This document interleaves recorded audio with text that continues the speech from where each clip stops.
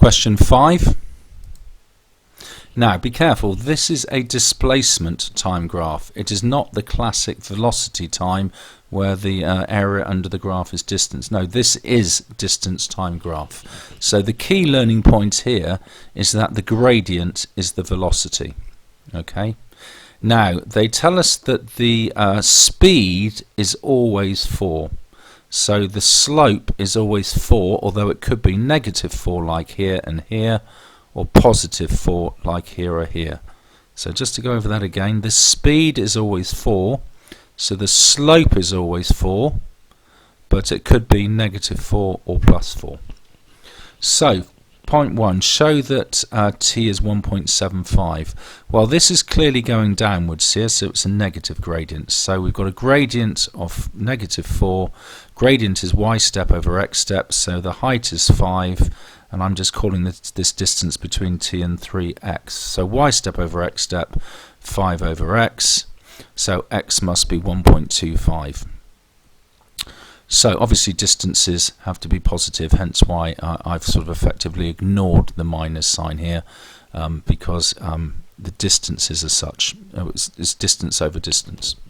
So we know that this distance here is 1.25, so 3 back to t, so it's 3 take away 1.25, which is 1.75. Sorry, that should be a 5 there.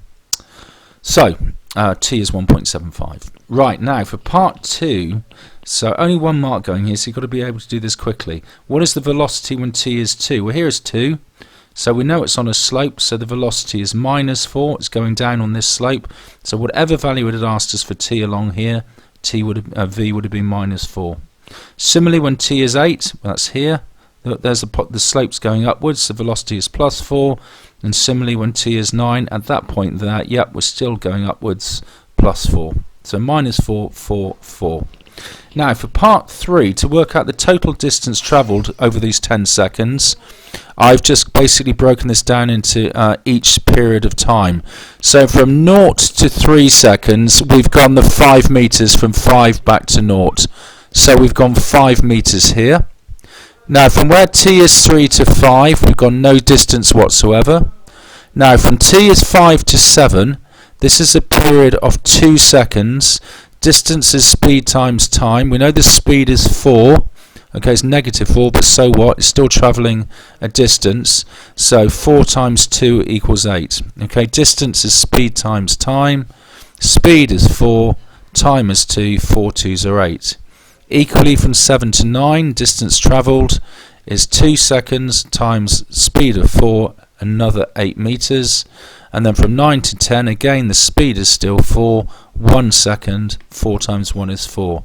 So we'll add up all these bits of distance and we get 25 meters.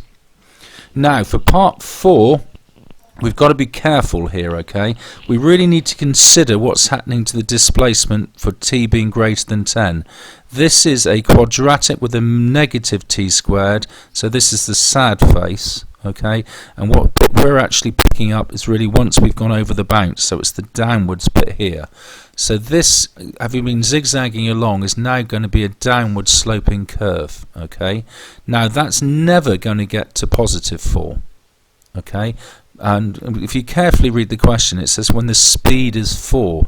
Now that could be either positive or negative 4, but just bearing in mind the shape of the graph here, it's got to be when the slope gets to minus 4. Okay, so that's the key bit, that's why I put it in green. So back to the question, the velocity is when we differentiate displacements.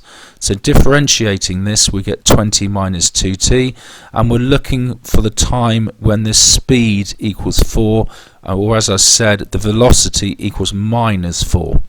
So 20 minus 2t equals minus 4, 2t is 24, t is 12.